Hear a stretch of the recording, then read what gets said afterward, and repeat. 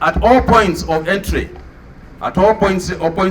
in this country, there is mandatory screening. Now, there are those who may not realize that you are being screened because sometimes we are using thermal scanners. So I have heard people say, I passed by the place and I wasn't screened. You were screened. You just didn't know that you were. So let me make it clear. Nobody is going to come into Kenya without screening at the airports, at the ports.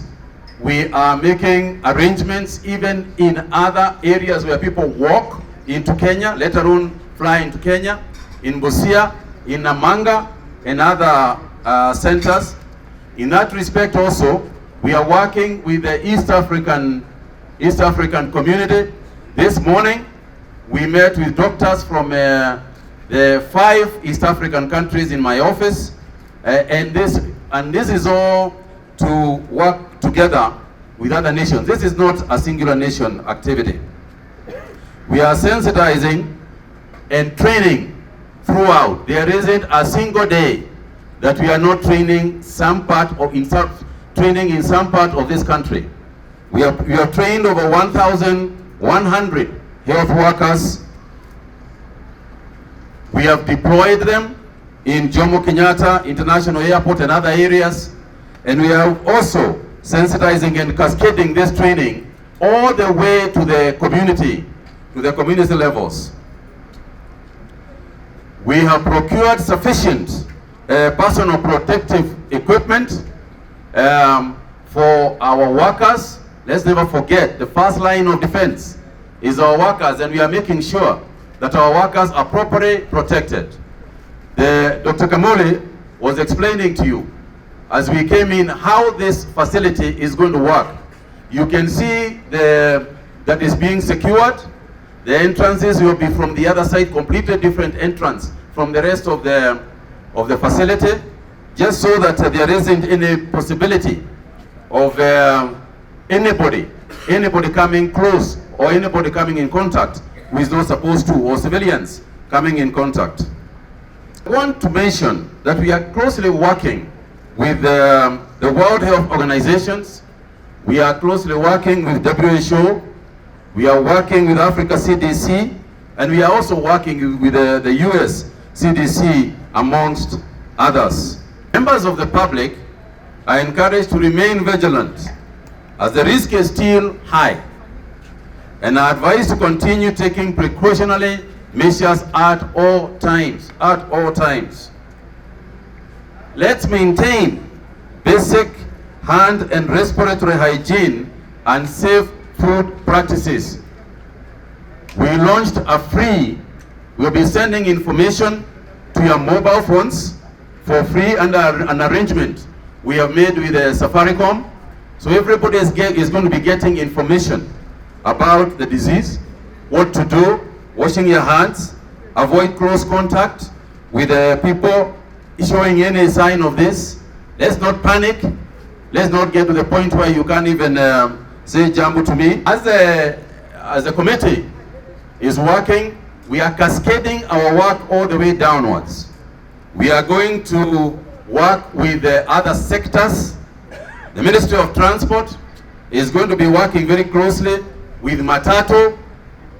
There'll be next week, there'll be meetings with Matatu owners, bus owners, bus associations, and other modes of transport, including the borders, so that we can begin to work with them to ensure that certain levels of hygiene are being observed even as we transport our people. You all know what it would mean if a person in a matatu was infected. So we want material and communication to go to even the drivers of matatus, to conductors of matatus, so that they can see and observe and note if there is anything challenging before people vote to deal with the issue of the coronavirus.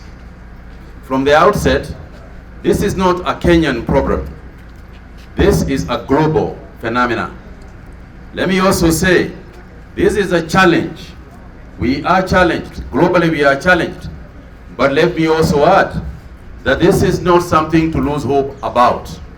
I think there is so much information going out there that sometimes we are going the wrong direction, and we need to clarify a number of things so that Kenyans are more comfortable about the steps that the government has taken. Number one,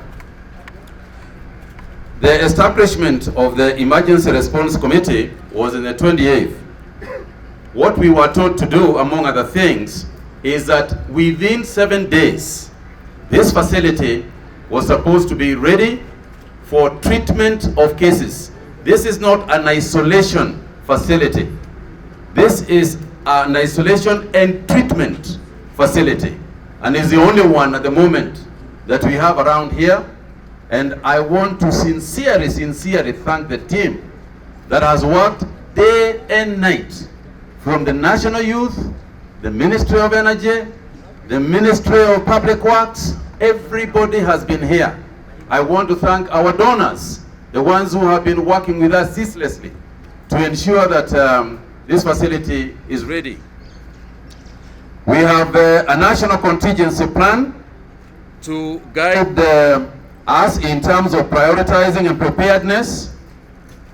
We have an emergency response unit that is going around everywhere, that if there is any information about anything in any part of this country, we are preparing ourselves so that we are able to respond immediately. So we have activated the Emergency Operations Center that is closely monitoring the evolution of the outbreak in China and the rest of the world, in order for us to keep tabs with what we should do and to know what other countries are doing, and therefore to do the same or even better.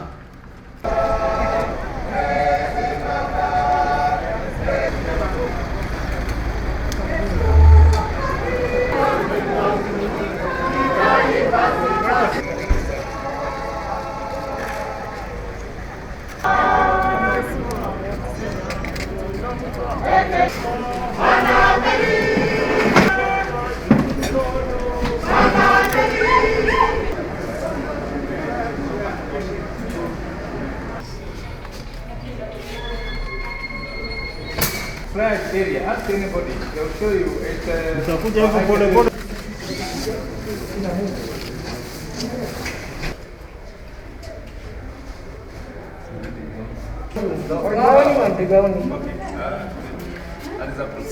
What's happening? Yeah, so we have blocked the internal support.